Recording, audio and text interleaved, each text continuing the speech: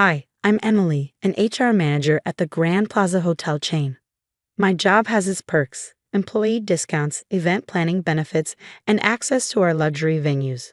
Perks I never imagined could turn my life upside down. But that's exactly what happened when my little sister Kate got engaged. You're the first person I wanted to tell. Kate's voice bubbled through the phone one evening. Tom proposed last night. It was perfect. I couldn't help but smile. Kate and I had always been close, sharing everything since we were kids. I'm so happy for you. Tell me everything. Well, her tone shifted, hesitant. Could we meet for coffee tomorrow? There's something I want to discuss. The next day, I met Kate at Starbucks. She wasn't alone. Amanda, her ever-present friend, sat beside her with a tablet in hand and wedding magazines spread across the table. Red flags should have gone up right then. So Emily, Amanda began before Kate could even speak. Kate tells me you can get amazing discounts on wedding venues through your job. I nodded, stirring my latte. Yeah, it's one of the perks. Employees get significant discounts at any of our locations. Amanda slid her tablet across the table, revealing photos of the Grand Plaza Ballroom, our most prestigious venue. Isn't it perfect? Kate's eyes sparkled as she leaned forward. I know it's a huge favor, but would you help me with the venue? The Grand Plaza is my dream location, but we could never afford it at full price. Of course I'll help, I said, the words spilling out before I could think. You're my sister. Later that day, my coworker Sarah raised an eyebrow when I mentioned it. Be careful with wedding favors, Emily, even with family. Kate's different, I assured her. We've always had each other's backs. If only I had listened. I threw myself into helping Kate plan her perfect day. Tom, her fiancé, seemed oddly quiet about the whole thing, but I assumed he was just letting Kate have her moment. I even got my director's approval to use my employee benefits, everything completely above board. Looking back, I should have noticed the signs. Amanda was always there, whispering in Kate's ear. Kate's requests grew more demanding with each passing week, but I was too busy being the perfect big sister to see the cracks forming. As the wedding day approached, things spiraled out of control. Small requests turned into extravagant demands.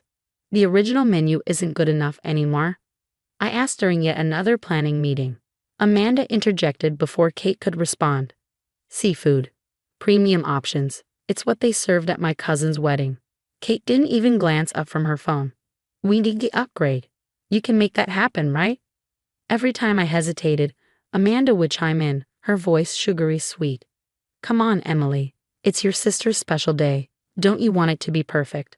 One evening during a venue walkthrough, Tom pulled me aside. Emily, there's something you need to know about. There you are. Amanda's voice cut through the air as she appeared, linking arms with Kate. We need to discuss the honeymoon suite upgrade. Tom shot me a worried look but fell silent as Kate dragged him away. I should have pressed him to finish that conversation. On the morning of the wedding, Kate demanded the presidential suite for her preparations, despite the bridal suite we'd already reserved. By the time the ceremony started, I was running on fumes from handling one crisis after another. During the reception, Kate clanked her glass to signal the speeches. My stomach tightened when Amanda grabbed the microphone. I'd like to thank everyone who made this magical day possible. Amanda's voice dripped with sweetness as she addressed the crowd, a sly smile playing on her lips. Especially Emily, who so generously used her employee benefits. She leaned in conspiratorially, stage whispering. Though between us, I'm not sure all of it was exactly company approved. Awkward laughter rippled through the room. My face burned as I tried to process what she just said. Kate joined in, her tone light and playful. Well, what are big sisters for, right? Though maybe next time, Emily, check what's actually covered before making promises. My phone buzzed, cutting through the humiliation. An urgent email from HR flashed on the screen. Subject: Immediate investigation. Benefit fraud allegations. Stumbling to the bathroom, I felt the walls closing in. I was hyperventilating when Sarah found me. Emily, she said, her voice low. Corporate received a formal complaint about fraudulent use of employee benefits. They've suspended your access while they investigate. Whoa, the realization hit like a punch to the gut. Kate, she filed it, didn't she? Sarah's grim expression was all the confirmation I needed. The complaint came in last week, from both Kate and Amanda. I stumbled back into the ballroom, barely able to breathe. Across the room, Kate and Amanda stood by the cake, giggling and taking selfies, oblivious to the wreckage they'd left behind.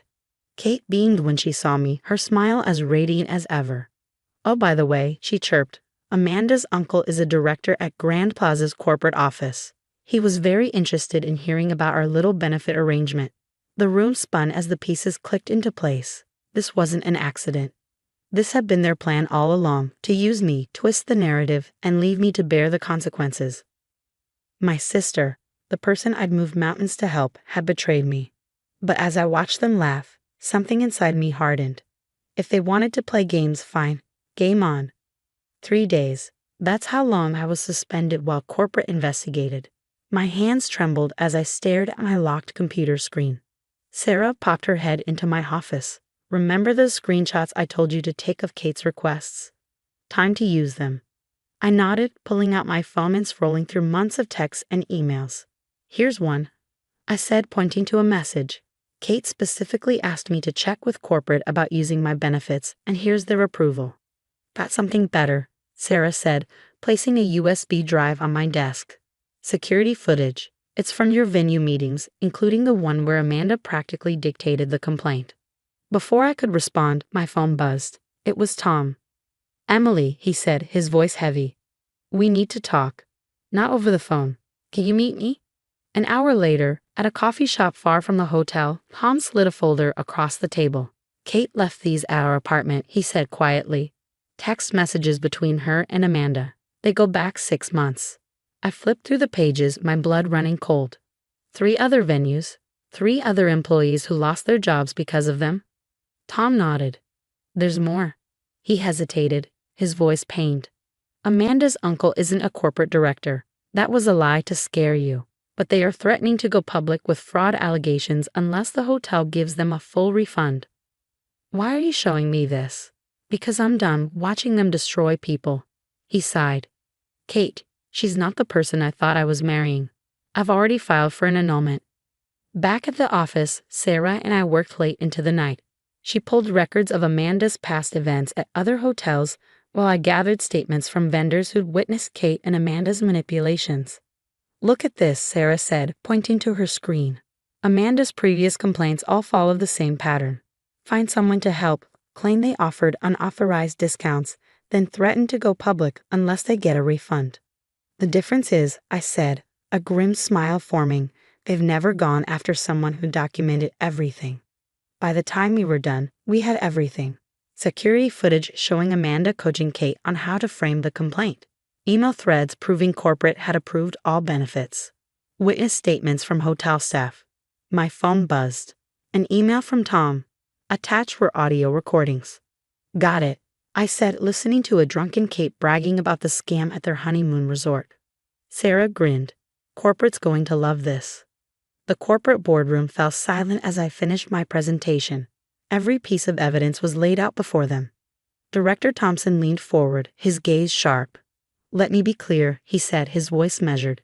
"Not only did you have proper authorization for every benefit, but this scheme was malicious and calculated." "But you're saying Miss Amanda Chen has orchestrated similar schemes at other hotels?" Director Thompson asked, his tone sharp with disbelief. "Yes, sir," I replied, clicking to the final slide. These are statements from 3 other venues where Amanda and her associates filed nearly identical complaints. Each time, they targeted employees who assisted with events and demanded refunds under the threat of bad publicity. Sarah clicked to the next file, and Kate's slurred voice filled the room. "It was so easy. Amanda's done this like 4 times. Emily's just the first family member stupid enough to fall for it." The executive panel exchanged knowing glances. Director Thompson straightened. "Miss Russell, we owe you an apology.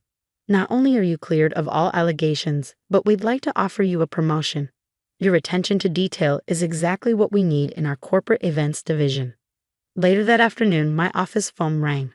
It was the local police requesting statements about Amanda's fraudulent complaints. Apparently, the other hotels were pressing charges. Before I could process that, my cell buzzed with a text from Tom. "Kate just found out you're not fired. She's freaking out. Heads up, she's on her way." I was reading the official announcement of my promotion when Kate burst into my office, Amanda trailing behind. How dare you? Kate's face was red with fury. You've ruined everything. Do you know what this will do to my reputation? I stayed seated, calm. Your reputation? I asked. You mean your reputation for scamming people who tried to help you? Or your reputation for betraying your own sister? We can fix this, Amanda cut in, her tone smooth and practiced. Just tell corporate there was a misunderstanding. Like you fixed it at the Grand Marquis or the Plaza downtown. I leaned back, watching their faces pale. Those venues send their regards, by the way. They're very interested in speaking with you both. Emily, please. Kate's voice cracked, desperation seeping through. I was stupid. You're my sister. I stood meeting her eyes. No, Kate. A sister wouldn't set me up for fraud. A sister wouldn't try to destroy my career for a refund scam. You're not my sister anymore. You're just another person who tried to take advantage of me and failed.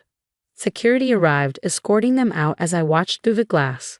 Kate was crying, while Amanda frantically made phone calls. Sarah appeared, carrying 2 coffee cups.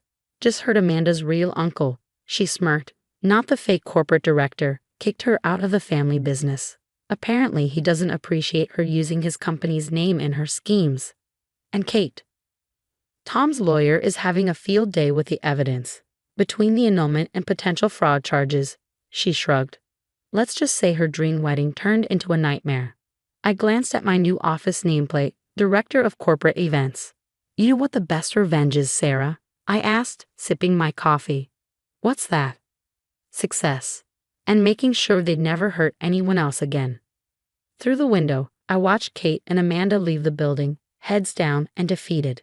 They thought I was an easy target, someone they could manipulate and discard. Instead, they learned an important lesson. Sometimes the people you underestimate are the ones you should fear the most. What would you do if you discovered your closest sibling had been plotting against you for months? Was Emily right to cut ties completely, or should family always get a second chance?